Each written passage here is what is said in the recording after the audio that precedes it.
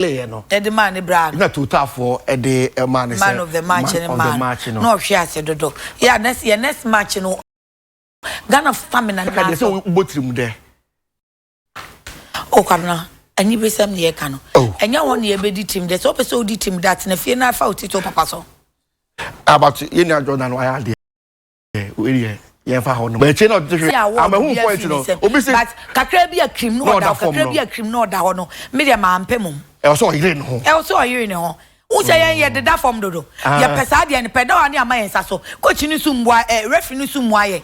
Referee ni say Ghana ni Benin ye nya ya hode mensa fo. Apim ni bi. Ye nyin sa na mo ka chokwa bonte ni ye boa. Boni bi. Wana bo. Report. Uber report. Take action do before complain. No aba. Si wan sa. But I say mo da wa na ujo no ama unsa so. Ebi ni waka so dia make say nka referee. Waka so dia wo de dey bi say we complain. Don't complain. Oso kira omo so bi. Ye next match ni ye sre wo Cameroon fo no. Omo so o ma yire omo hu no omo ba. Enti munyere mo. Omo efe mo sintare. Upem na peperepe. No ogina ho wo nko. Yeah. So ti mo so munyere mo ho. Ye time mochi. Ye ne mo a. He wade anya wade anu no. Yeah. Ye dia ne mo. Anopai. Unu se ya sha ya betena. Yeah. Still Ghana. Enti mon kan che omo se mo ye kan che da kokwe boat. On kan che omo se se wo mo ada. Yeah. Ye bom ho ka. Ye ko school asana na ye maame mo ka che say hwem se me sie yi. Me fie ni me dwa so na na dia ma wo me prama na ode ko. Enti men ma me sense form. Mon kasa ankyere omo mai. Se Ghana ya pra ye hu nyina ene ye dia ma wo mo no. So mo me sense form e be ya. 5 tips when watching Black Stars Nations Cup matches. Okay. 1. Watch with 2 or more people around you in case of heart attack. Eat before watching to avoid loss of appetite and starvation. Yeah, nisa. One cry na me woni paduduom. Before so be no so ye ba ira ya che. Okay. 3. Don't bet more than 100 cedis. Bet there ya. To avoid pressure. Bread no yes or bet but when you am bet. Okay. Tiniti ye. 4. Keep dangerous objects out of reach whilst watching. Because with my family, yeah. Okay. And I sleep immediately after the match to avoid transfer of anger. Because match after, we need to call to me. Go no. Obasan ho de se be mo be ma bo ni bawie afi ne ma boto omo kasa nya miti hodi mi kasa bie mo it won have for because be kasa wan ka be ja me boa man kasa bie it for le na me say anya pam cho good night to na me fa be ba it for le number 5 no that ehona dantem enti me kodai mo to number 5 ne e odia e me dia ma fa ayo fon fa dia kan ofofa kodai daily graphic emuna kwale ya semi ya ye tontonte ye no sane fa ye di agro na so and some so koso o memu a e wo se hwe ne ka KG people 7 drowns in water tank teaching and learning at the Kitson Mills Primary School at Kolekono near Kolebu in the Greater Accra region came to a temporary halt when a kindergarten pupil of the school fell into an underground water reservoir and died while playing with his friends yesterday morning. The child, Robert Oko Thompson, 7, fell into the uncovered tank, which was overgrown with weeds while chasing butterflies with his peers. Some catch them. Ye jet tank no yan kata okay. So the graphic there the chassis na animu no. Abna ko se mami nkodi nkoma we mra quickly. Kodwa Martin Greater Accra regional chairman Emma Guta de na ye kan se enra ye se aposifo akiri bi mu no. Ye musa no se de na si ye onu akra nso ye se ye di na bindam brandam ye si bam no kakra. Fie da me bo ni kokko kodwo Oh, Martin. Right now. Now what to say? Oh, I'm moving a mention about Could you just say a bow ampa? My mamma was the position can't get before. Now, when so moon cries a corner dear, I think I start. Timema will be a Abamoon. Lady I'm not a president. The Queen started in I know what going to. Oh, Patch a good national president. National president. Okay. Only a second vice in I know what going to. Okay.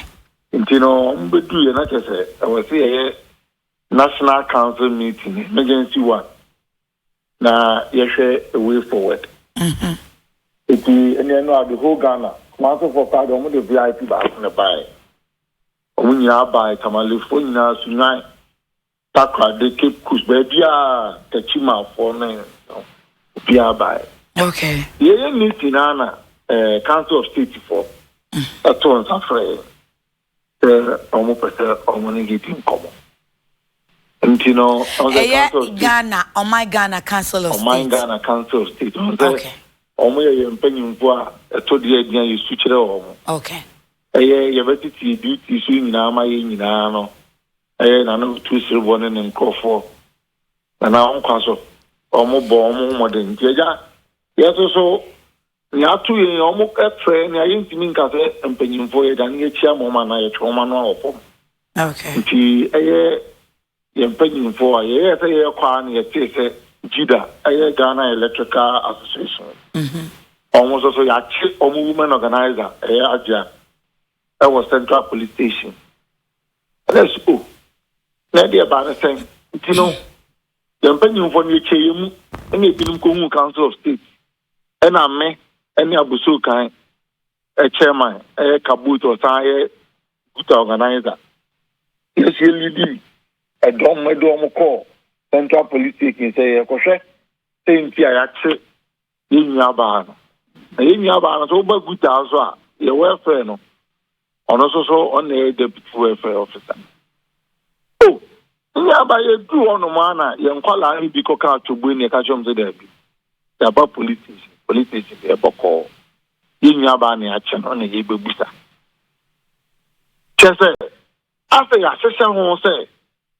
ye bobo yen any nipa ba ku bia police 47 and 8 na Ghana police put to ku yen so any me no ka say me mfimu de etuo AK47 20 de na I say nya police for police ni a pass out for na the superintendent say omrefi me wa be ma okay no the woman mfimu ta na pull on call should be form Imichi ni passes am na tire.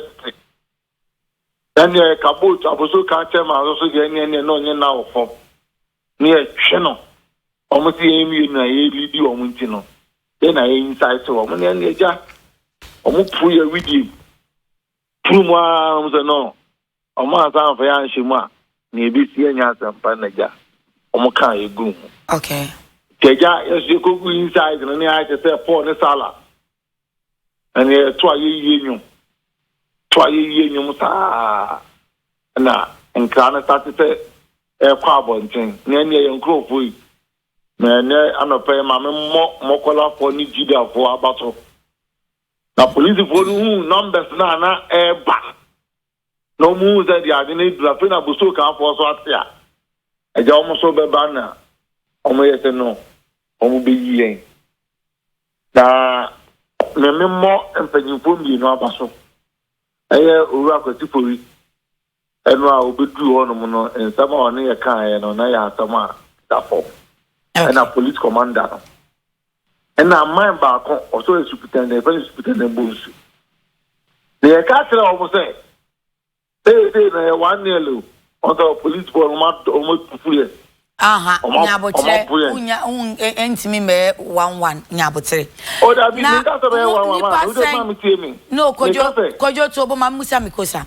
enipa sen ene yedi mugumu o ya ne yedi mugumu ya ne esen enipa du na mo nkasa na mo yese because o say Council of State empeni for afremo ena munua ba bi so ya che no ti mu chemu mu anya bia Council of State efre executives and as and form da ko na no samumra na ye ne mun kasa na afa mu ne mun krofo nko kasa na se wo fra mu nyina se ya yo se ekumu ni nyina cause I some numbers no mi ntiase papa enti dodo sempo na e call police station ho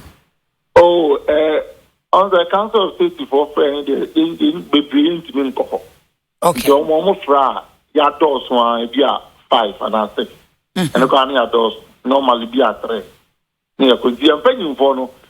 First vice, second vice, third vice na fourth vice omu nyina ekoi na ye general secretary na call na yan call for me na ye yi nipa ni bi ni pe na ekoi ni nipa be ye call central police station no ba na ye be tu mo ye say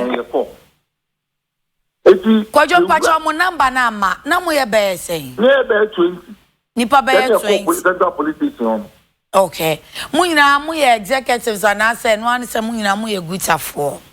Oh, ya na call ya na executives na doors. Okay. Ya na executives ni ya be 12. And na omo nye executives ni be 8. Na kwajo ya che obi mu kohwe se bail asema na mu ko bise mu a. Die nti na mu so amu bebre sa call ya. Oh, man, me say enipa 20 die. Na ya chi nyane yekubuta nye nyina no gebeko inside se etu a ebi be jira ho na mpanyimfo na ko e na asa de yan yekui yenkuta pure water bottle pra yenkuta jan yenkuta sekai base unim se amanyofo ni ye wada bia mpo ye ka se bibi ni na uko post station akobisem a se nipa dodo betutu akosa ne de mienu miensa ye nipa ba ye ba bebisa na nipa ba ya aduonu ni achiemu krukra police station wona akra mokoye no posifo anu mo dodo ye sen hey mama kojo enye no akara mi the central police station police for hosa me catch say ya mine 1 to 7 and 1 to 8 I see the broa twadia no ye ultimi she nipa no grading because they be too with film na be dey call when him na be call with teachers eh omo ball na mu so ball na no say the make an brother omo boyen ya just to so omo boyen omo wini na ye catch them penyin for say enema eno e course so no e plantain na ono ma plan say ye ba omo boyen no omo boyen ye da omo say mebusa sa plantain nansa na mami musa se edi enti na mokoka achobo ini wo ho ba ne sen ye no nya bia ye nkola ne ye ya ye tia wo man no se die ye me ya ne se akola ne ka achobo ini fa ne south ne dai ka jamaza papa we are here for peace we are here to enquire ampa ya che ni pa na ampa ya ma ento ye ba ne ntokwa nke ye ba ne kutenwia ene se kan ya ama no ntokwa eti ha yan ka tobu ene ne yen start se ye continue ye ko enu mu ene emu se politifo be 50 ana 60 abetuagu yan ko mo mu e kire se ne bi enu okay to mo bu mo cho mo na yen pajifo ya ko pata na ya ka to mo so o se ni wa ha ye ni asa ye ne mo beko na ye ntimi no mo because mo wai mo have ekutetu e di sida ne mo abako e na ye kwa ye ko ayen ko enye mo ne ne mo ko e ya obo ne no mo enti no te ye nua na ko kasa ne te nkasa ade a na no ano asimpi ya me hu tiri me because instead of avoka tell me say o police station na ka tubo ya your offense okay. And I was so big to Ghana, Mrawe Ghana, now to Ghana, Mradia, you need no bro, a local. And I won't walk to Ghana, Mra political money. It's nearby the green. Professor, no video nearby, you know. What is the professor on the car say? Omo Nigeria for police people. And now, Omo Nigeria for people for him no wahano. Then he may see that. I'm a catcher, you say. Ghana police the oma no so mubutum iti no agidi na ebra obi pai choboy no mu bi je so ana obi anye so we started him down we called him to order e ka say the say ban e pa ni atini ni e be hwe no enye entokwa ni e ba ha be okay iti no and the police commander no won kwa obi a oye ya down ya ope ya se enti kene nkasa ya nkose ya kono ntokwa na senya emanse no bro ya ne die ya die no ade ya kasa IGP say on the committee no mu hwehwem na yezi ta police for no mo bu because yin na e be hu omo okay na emra ni omo ni anya sa dia ene say ye gba omo jesu ena omo bulen ta billion van e bakrum e pa market e be sister ka e kai tifoti kam omo pa mo ni police ni dia ma na kwajo o ka say the see enra na ye planting e dey na ma o kan sa I agenda and go for the executive and they won almost executed up to the perfection and no more winning ya the ama ya the cap na ma omo na ye kan say IGP committee anyone mu ya na ejira sa atem that's all the committee man that's why me tell muntie ni yo me say all the committee no me an hwehwem many power yes have one sem no ya amfa na ma mrem etia ene just your market what the whole Ghana there a police ni bi amfa ho ma o say omo hwe so ahye se emra ene asumdwe be ye adwuma no afa mu be hunahuna wo mu ye hunahuna wo mu etom emra ba eno na ma mi hu say any police service by your police force there was service and I mean, for the two people to boy, it's against the law, and I say your offense. What you say, you have to educate the person. That's it. I had your bad, I said, we ain't got. Now, what you have to you. And then, you for cry a patch or catch it, Papa catch it, and I was so catch myself. The chairman for the chairman with you. You, I'm 10 years. Or say a chairman with you, and you have so kind, and your police station. If you want to say, come here, you pay the chairman. I was so kind, you pay the chairman. Magazine, you pay the chairman. So, that's a same for your back. Near the country, you who create the Safala, the chairman from Queen. Yes, the go then and open the past 4. Anyway, 2 days, 2 days, call a weekend part. You don't know I go hospital and they attack. Ya ko tutu chaka ni ahwe say fe empade ni bia bubua e bi so dislocate ya na ja doctor for share ni on to yen wi a ya ko ni de ka say 24 say memo opia nso te bia ya chi obi a na say aboye ya bi you don't fight at here ta bro we beba police station there e be ye o second house certain home no everything you for any time Nelson Mandela the bia ye ni ya de bia ye bi wan pa ba e wi yenu kuni bia ye ne bia megedi ni bia nsuro megedi ni bia amu afai ana agro starting e bia jodi bia de ma no afai ana ya agro na kwajo enu amukọ hospital no ya musa police report we oh na nipa na police ni na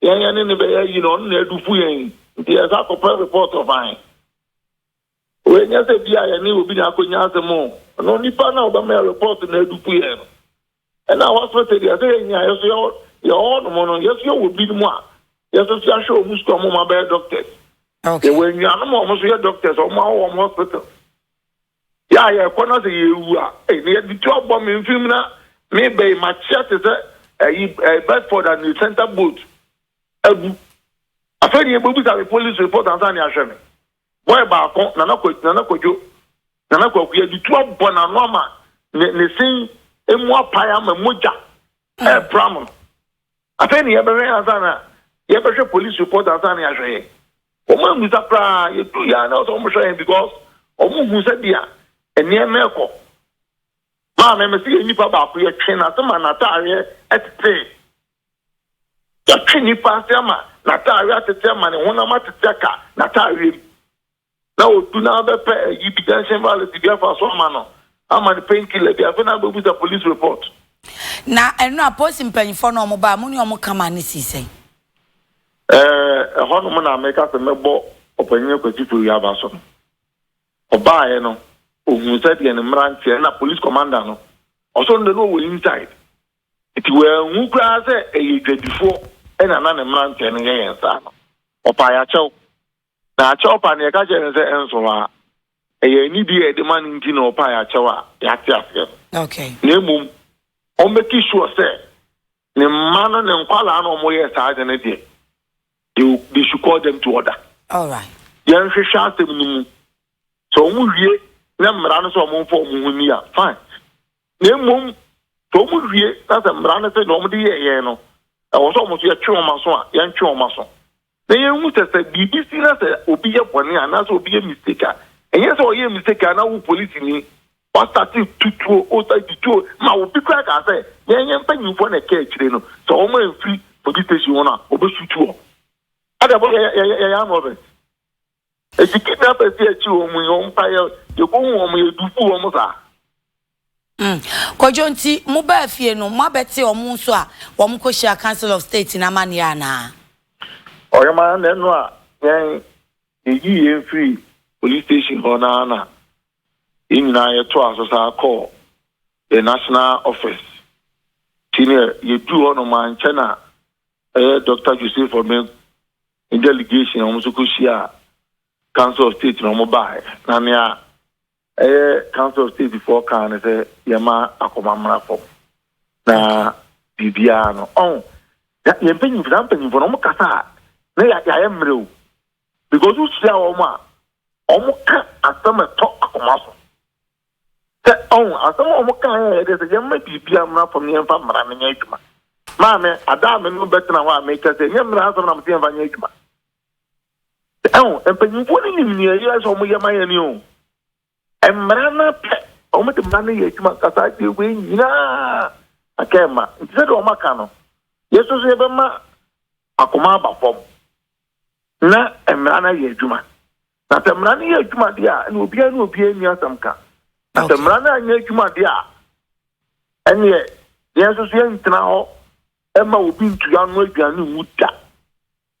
Okay. Kwajo anopai ye dase ye na ko hospital bibia ni a ye besan aba why? Ma me ko ntiri opon anaja o to anu nsi na eja o de abatutu bakini kakra ma. Se me do kasa kire o me se tobo ase. Kwajo tobo ase me sere wo. Won so ye me ben kro ti tobo ase why? Baba ma tumi dance. You kwajo amwaten ye guta ye Greater Accra Regional Chairman na ye ne nkodi nkomon. Kwabra ye nkode. Be man si so masa no waham. Graphic you see here no graphic na ede ehwase na enimo no na wotwa bofro kuma Robert Oko Thompson efonyi ede abetware osempa na krasa no ekam na ochemu ese Kingston Mills Primary School no el collego no ben kolebu na abofre ya ye friend say Robert Oko Thompson Oko school ewo ho na kindergarten no wo ye woni ne fefo edi agrom nse mofra de mu chese butterfly no mu di na chisa fafanto ekisi no abanso nam so smart ntinu ofa ha no ofa ha na abafano so be chisa fafanto ne dia oye ne yira mo ba ko chi aboa no ense wa abro mu di agro na omo butterfly oye kales ano eno me yese wa ko chi nti Robert dia no so obedi nachi etu woko na no se na yetu amna bi ewo amna na o motu no enwura eso age ho nti wa we mpo na se o ye pani kura unhu se amna kura eda honum nti wa bra Thompson edi butterfly chi butterfly sa no ena okoto sa amna nim achese wonso mo akoya arhosem na watwa abemu one efonyi ede abeto ho a se abusua asem no asefim yi papa no so graphic ede ehosem ede aba ene anopai na era so agina graphic mu enso ede a na ye Rafedi Blee yenim se na asem wo court na wa bra eno akogina court no na wuche mu ede ache court zo se charge for ka se ai ya brene letter o se wo hu letter bia o ni san ka krata bia yes even no one there yen 7 in N7 na china ni nyina gina basis bi ni ade amre bi wo de eba ya ekowi ase ho sem ne ba ya nipa bi kase da bi we de ntwa yi o se ye di asem no ni ade na charge for say ya frefre di bli atrokata ni ade se eye mra na ye kan na so won ti so dogu bi enu abe court no nya de o che se ni saka eye sermons bia no so no kata no e di aba Nigeria ade hia mo so e o swame no e wo kuma sem che e swam magazine ananu mo asem ba ya na wo che se one penny ema omo eni edwa no say the graphic e dey aba so do ni eche yes from magazine say the Nigeria for no omo so ahase a omo bi omo shops ni nyina omo guso omo eye adwuma na ekwa fa so omo mutimi ebi nyina no na nyina na eye aposifo ene timi eboa ye ka say ekwa no aposifo guso omo ebo eye ban na aposifo no ahye bo so omo ni panifo no guso omo di nkomo na timi aboa ama bi so omo dem na ne to no omo di acho na so prempre de Nigeria for no mbetimi aton mo de also magazine and so kata e dey aba and anopay obaya Yemfa the Ghanaian Observer. Okay. National Security Minister wades into UEW saga. Direct Professor Yanka to clear chaos at UEW. Attacks on a Futu MP. Ubenwo page 9. The National Security Minister, Mr. Albert Kandapar, has tasked the Minister of State in charge of tertiary education, Professor Kwesi Yanka, to investigate allegations made against Member of Parliament for a Futu constituency, Alexander Afenyo-Marking, that the MP is sabotaging the NPP government in the Futu community. Reports indicate that Nenyi Gate, paramount chief of a Futu traditional area, sympathizers and supporters of the NPP, as well as concerned students of the University of Education Winneba and some residents of a Futu community have expressed disquiet with social media postings by Al-Hassan Salifu Bawa, in charge basic education UEW, alleging that Alexander Afenyo-Marking, MP for Futu constituency, is sabotaging NPP government with his attempt to remove Reverend Father Anthony Afubronin as VC of UEW. Mr. Albert Kandapar wrote to Professor Kwesi Yanka. Ghanaian Observer ebusuano ne de etoso kata fa etoso enkunonom na Obama ne was National Security Minister Onyia for Albert Kandapar so ato eye Professor Kwesi Yanka no the prof wadaro maye ntem we wo bia ha no mana moto netu anamon fa ekọ University of University apono emu na ogoduru hono ma adwomede hye won nyina eyitiewa nya report bi ni ade se eye Onyia for Afenyo-Marking hyehyase a kese anhwe a opese esu apono wo ma no ma yetroka ho afiko so o say sabotage eye amayeko NPP ho iti prof ye ntem ye ntem we de ulemu na ko investigation e wo ho na ensem na ensai kaka na eye bebre na sa ensem we no amayeko NPP sympathizers bi ni nipa hodo bi na omo eka na social media postings bi e course omo say man te bi a your friend Al-Hassan Salifu Bawa ono eso echocho bi a wo chim say honorable Afenyo-Marking de wo ye ne de enye kura say what chira che say wo sujagum say de be ya Reverend Father Anthony Afubronin VC the MUEW the Juma Warrior no ka enkosi aga na so no nya de ombepene amano akoso ne agina so Emma Ura Kandapar the later way so edakoma opanyin se ongohwe asem no emum na report na eto so e wase ho almost HM say concerned students the emasuapon no che so mani enye kura na the ekoso answer allegation now they are to Futu MP so no ombeso omo che say the bidda we there almost so no omo entiase akwai say yentwato so bi e no mpeso mo de eto opinion eso na observer mu aso no e na obo amane se nyumtuni brother Same my goddess enya ni se wonya holy water bia o de fadi giti ni ade a chese ne ano ehim area bay just one farm especially HIV AIDS diabetes pressure area bay name them ebe to say tatahwe obetu ase ediama sisi a na no na FDF for ka say brother Same omu man approval bia na omu nim baby okonya na ade no say spiritual say physical omu man approval a wo ton a na nkofo bi so ani abese ne ekotobio e yakose ho eyarem na enka no echiremu a my god is ade na wo ye no say hwe na dwuma wudu odi yemu am watia eye emra Public Health Act no 851 watia eti ebia ye di asam no one could dem 15 years one on we dey channel kra envisage edunum na say kai wait me atua be 90,000 just an answer to 180,000 is can be umpa to what asame and so asema and also kate ede aba and so any oba. Yenfa defined that EC sells voters data page 2. The report of the AG on special audit carried out on selected state institutions in the year 2018 has made a shocking revelation that the EC has sold the data of voters to a private company for money. The private company Buy System Limited subsequently sold the electoral data to financial service providers for a fee, the report said. This revelation by the AG, that's the Auditor General, raises concern about possible breaches of the privacy of Ghanaians who gave their data to the EC. When contacted, the Data Protection Commission could not readily tell whether the action breaches provisions of the Data Protection Act or not. The official told the finder that they will get a copy of the Auditor General's report to read in order to make a determination. Final top story Katafeto Sumino and our Obama say Auditor General almost special auditor almost so institutions bino wachemo as a babito ijase National Commission omo atomo data the ama a private company be the Ajisika emu edrupa na private company oton ma omo no Buy System Limited as you see there womo na easy for no mu say the data no ma mo na mo betimi asusu so mo na mo de ayedwuma de ahodro na Auditor General womo chese we no etiamra ba na isini no kwan so wo mo enesa gina so mo ko Data Protection Commission for akachi no mo ko didi mpo busa mo se tidi akoso e etimo se mo hu ana so matimi ahweda enya no bia no mo cheso o mo benya copy of the Auditor General report no matimi ahwemu yiye na afede o so mo ye edefa ho no o mo so ainesa top story page 2 dia ono so edi aba enso so eniem Yenwe wa Daily Searchlight revealed top GPHA management member behind workers' serialized protest over NPS deal. The cacophony surrounding the commencement of operations by the Meridian Port Services NPS at the newly built Terminal 3 port, with its seemingly orchestrated protest by some aggrieved workers of the Ghana Ports and Harbours Authority, could all point to one direction. It is believed that some top management member or members of GPHA are behind the troubles and are the architects behind the brouhaha surrounding the protest against the said deal.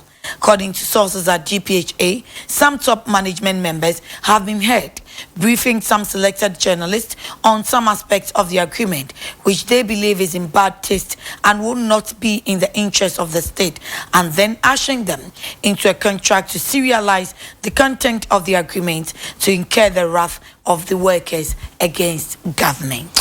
It was a Daily Searchlight dia no so edi aba any front page you know and Obama na new more said the Meridian Port Services or mo nsem no ekọ ba ye ntia se e betia se ne hu nsem ne yia no eno just afi de fun na bie we don betimi edi atudwa mo che se Ghana Ports and Harbours Authority empanifo ni bim eno mo ehwa se we yodium susu ja edi egumo eto onsa edi defense central for cheche nsem awodo edi ache mo se he journalist mo de munim de ekoso mo mra ye ma mo fela na edi ma mo ye wono ma bi wo no ma e was agreement na de ni mo se mo bobo so eto mo akasa na asa ade no ye mpene so ye no ma say yi fela no e de ato ho no ye o e de ma ne mra na so no mo hye akire a kese kani akaba o ka no o fe o ntini ya e so na kese wo no no mu jam it's a ye empanifo ye mo ho no o mo na ta ade na akire atimi se o mo susu jagu mu pa e wo ho no ma say Searchlight e de aba e kese de o mo ye nya to da no mo workers ni ebufu aban no na so no e nkofo ya na hyase a o mo epiepia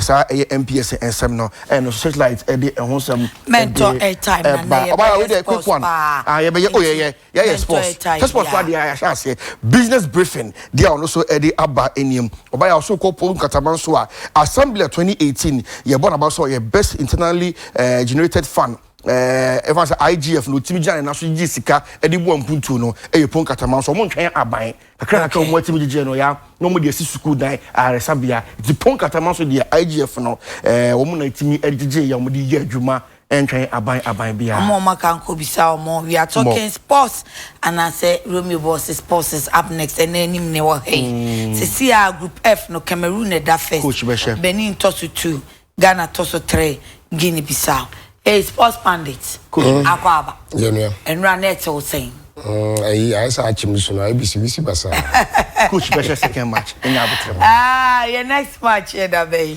Yami adwa Memendebe. Memenda. And so born na jo. Me share time. Okay, you be share wine. Yeni Cameroon. Yeah. Nanra no hu ne sei. Ana hendokwa. Enra no. Be beside your win. Thank you. Enra no. Boys in the bobo. Boys in the bobo. Okay, Kwaku, you see, Memenda be born 5. Boys in the bobo.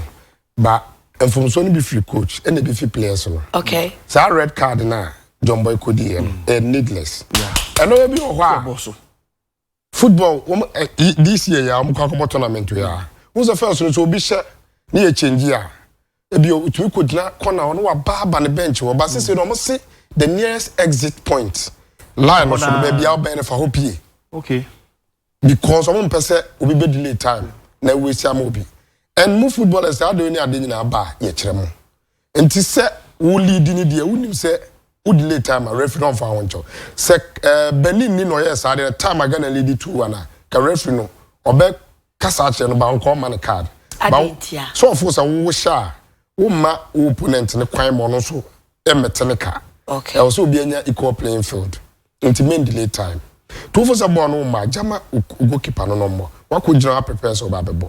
Na fu ja I know maybe wo ha enyo obi afi na ase wo ba bobo wa bo Black Stars ya wa ko kisi dollar ne ade nyina wo ayi Brazil aba wonim de wo mu ne ade nyina nti e ho de wa John Boy wa nya de wa ha ye oba ye betwine ni wa nya de na part of your coach no so ya ye coaches but coaches for some of say ye coaches dem kan sa e di mi hwe e adwenkyere na ye kire okay but coaches for no so no mo kasa de mo kire ne se see you nipa free mu na say o number no be so a for say 10-11 at that time no the best I am say unye player obetumi ekura ball no okay o twibia na na ba be yepe okay nti wo hwe bench as atam na ho na ho na kodwa samoa na ho ana ye nipa no so e ball no we anye say you ye nyina na ye hwe atu anya ne dey atu anya ne dey ye captain dey that's why so share goal no ontumi nkura ball Samuel Owusu no ba mu no obi a otumi kura ball e shoot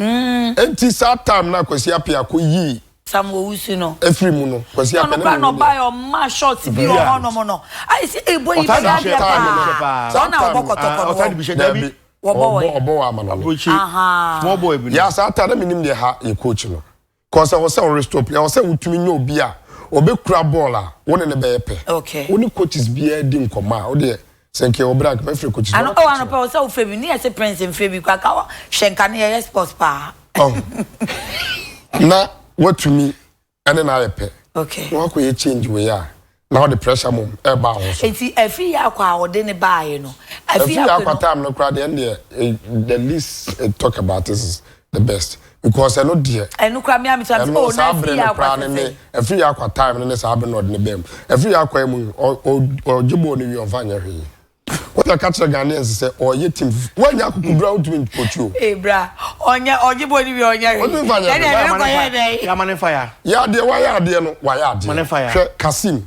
new boy kwasi apia nya kukudura aka tournament we ko wo mu yie pa ko wono aba safofo no do o ma ba no o ma prove say o mo breni bra turu mo form no mo form obi anyi mfrim but mo form na deep no nsuro yo mo frim hwe ya ma typical example 2014 Germany Energy World Cup 2002 on finals omo lose ya omo ya mo koy reform for system omo youth system omo defin 9 years about 6 years ebe fa mula no ni got mu ni ade do omo kwaje 2014 omo bowi ane omo nkoyi no coach ni ba no frɛ Ghana ni Jerome Boateng got no ni other place catch am say me ma the World Cup ba ba bia du de me nya mo biem mula ene obo ba me ni ko ni ye ba national team no ya na nkoyi coach na nya akukudu ayi na si nchen enti kwasi apiasa wo so kofa new boys aba nya akukuduro adwuma ne koyia de akoyi ye lusu a e ono a ye be ka kire no ti nya akukuduro na ya de na nya ye obi abe usampa wotu nya akukuduro aya asem na meka se ba bi ejina ye nyina yi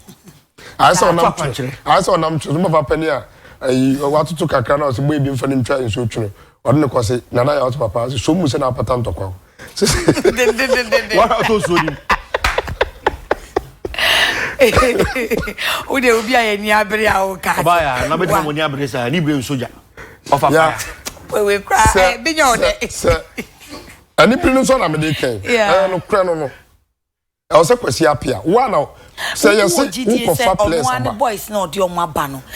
Ya de pa. Na ya wo obi ahwe boy bi anya me kwakwabra na tie. Wo pa bi line. Boys afhwe kasi ball and no boy. Sa branch no so no bobo pa. Oh ya de adada fo mo mba mu nyina me boy. Enu ayan so say one players wa kwa so me ani mo mu kra ye hu o mu di mpo. Ya mo bi ya ye nyina. Babo no obo no.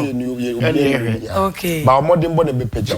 Ebedu ba bi no mo so aba be campus. Polo no mo na abedi pele airborne. Now we ebi kura ye wo ba ayemre ampa asamoaja no mama bo mre e pass nti se ye the new generation ba ye nya kukudo ne e bia me ka se edu ba bia me di akakra se sa normalization ye ka so man ejina na so Ministry of Interior in fact crowd from violence or me Ministry of Education school for kwaya be faso na ye de nkwala na atete wo mo no mabim and the Ministry of Trade Justice money ade ton kwan e be fa so nyes kade e wo sa yi nyina tenase na ye reforms ni ye ne ye pagya ye mu ya de 4 times 1982 da bia ye kwa ye no ma bi no ade puma for ne just no mo de bre no enye papa won we say e wan pa John Boy na ana pate aye so man na tira yes just yet to park so there enye de edikan abrofo ko mo de o ye de tem do atentem se bia ya sha kan se na se ye so ni mo na ta fe se na just se do ba bi na Ghana for episode no wodi adura aguma afa won ko sesa no so na ai problem o chenyi ko no so won ko sesa na se e say o jo I say onya ya ko sesa tu say bra bon mpa egu ade ne so onyi mo no Boni e boni akwanchire o. Ko no ahye wa kotade e ne se corona sha foforo ba ya de ora no wo satade na du ba bia de be kan se we nso na wo se hye omodin ne ne Cameroon no mo yire omo cause this dey senki wi ni ya e bia ke ne Cameroon na bia akwa kwasa even though ya win na nye you think that omo underestimate Benin for na ana kwesi na no boy no estimation bia ya boy no states kitim eno boys man kasa o man nyade a okay ne mu eno man kitim bi wo ha eno na so odi wi adwuma no okay eno man sa adi say needless o se ka John Boy wuma ene kita ye players ni nyina ke bia results foforo so si abena o si abro si ata o si ne boso no ye coach no nye adwuma no boys are conform mu nyina anye back say bia ye wo general coach na ye wo say wo general coach and ye wo captain and kasa it be general coach president or kasa kire mo wie na adwuma wo oh okay won say general captain kra mo bi okay the general coach nso coach bi okay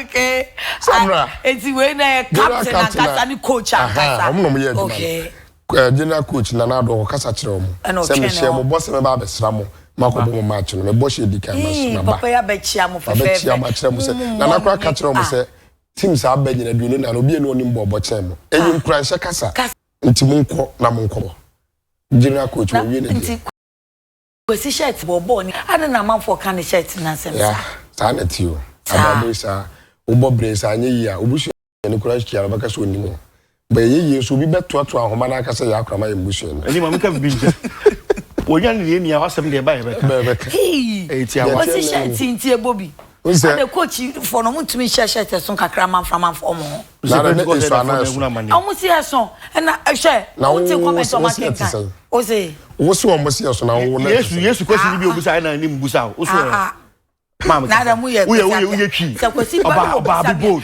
se mi sia kwesi no obusa me a mi say bibo no mu say no obusa me say ya na so say me kama se ma kire ya na me so say mi hu na me ka kire oba na me so bi ni say wo kodro na me hu say bi ni aba uni vim ba ku say o vim na me fo say ayemogu sa na tade so ne nkekara o hye yanke nka ho asem awie ni na wie ni se ke benya results abao ba me dia me wo kana a se agent say ye hunu say no obi an ne de me dia me wo ka chen say no anya kukudu akofa place afofofo na ba onya kukudu onyu so mo ekoyi ayo no a ankoyi ayo no a aladafo no bibiri ayo madwuma awie okay eno atwudi one na mu yi bra to back and na nya ball you say commentator no he is doing a good work in his country supporting the prisoners then I'm saying kakra bi supporting the prisoners I'm saying so commentator no Ghana ni commentator no commentary no o Ghana ni and apartheid no hu ni say atedie za fofofo na kire say omo so mo breni okay se no na ho say kosi apenya akokuduro nka o ko ekura nka o say da fo no yi bebire free mu trance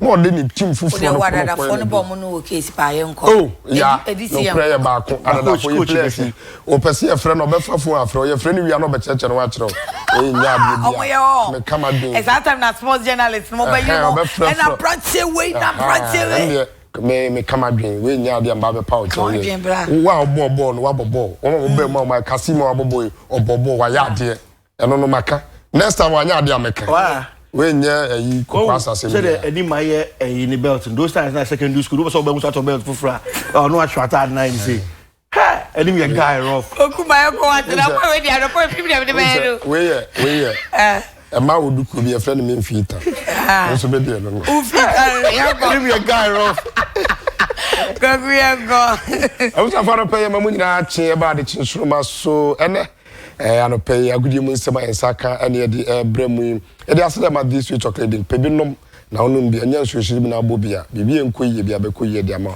sanso de nsuo de nom eye special mineral water na no ene begina omu yi ama wa ho de nyima ko we na boa na de agudi mu nsema bedam na no pe ye di kan a na ye ko black stars aso ye asana no akansi be ba so man pani she team ne bo so ba be sra omo ansana match na ba so o de se yoyo ekọ Ismailia o Egypt ekọ sra omo no omo kasa asana akansi no e ba so.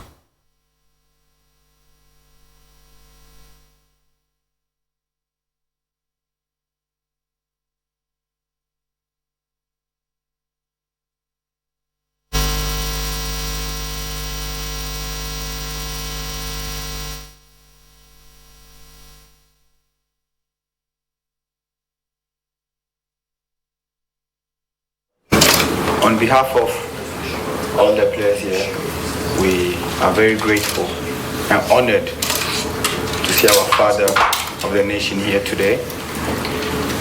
Coming for our first game shows a lot for us, shows how much this tournament is important for our nation. His Excellency, you said it, and you are here today. We want to thank you for that, for the support, and really for being here, because this is something that have really touched each and every player here today. So we're very grateful. Camp has been perfect, training has been perfect. Now today is the game.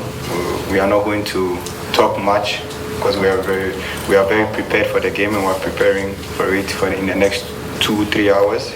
So we just want to say a big thank you, and that everything was perfect till now, so it's for us to go and do our job on the field. Thank you very much. I've been in the national team for years now, and this camp has been the perfect one. Anything that you promised, the leadership, Dr. Kiki Sakon had made sure we get everything. And for now, I can say the players are poised for the game ahead of us. The Tenga team also, each and everyone has been doing his work perfectly. And I believe that this tournament we will not let the nation down. We do our best, to make sure the cup, which has been eluded for years, we make sure we bring it back home. First of all, to bring you greetings from all 30 million people in Ghana. They are saying a big hello to you, and they're all behind you. I don't think there's anybody tonight who's not going to be behind their television set watching the beginning of the competition for you. We've been eager. We've been seeing other people play, and everybody's very, very, very anxious to see the Black Stars also come out. So that's my first message. And secondly, I promised that I would come on this occasion. And I want to keep my promises to you and to everybody else in Ghana about the things.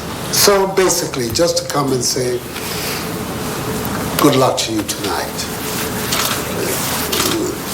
Everybody knows that in sport, luck is also important. And that's what we're all praying for. And apart from the preparation, And I'm told the preparation, skipper has said so, the coach has said so. Other people have told me since I came that the preparations in camp have been excellent, that there's a lot of discipline and a lot of harmony in the camp. That was real music to my ears, because I think without that, without the discipline, without the harmony, it's difficult to make any serious progress. I don't know that there's a better team in this competition than you. So as far as I'm concerned, if you win this competition, it's because you deserve it. So go out there and play for all of us in Ghana and write your name down in the history of Ghanaian football. All kinds of people have played for the Black Stars. They're not remembered so much as the ones who won.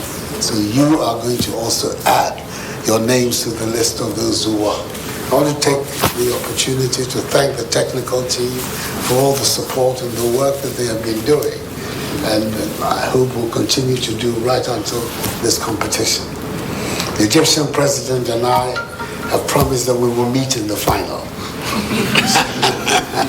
So that I can come back to Cairo. So the very best of luck to you. We in Manchester Mampeni Edicoma team Lansana, I can see no basso. Na Okasa we enough na camera so on the Yankwago Pramaso, na Eredi Ekupi, I can see the we no, they 2-2.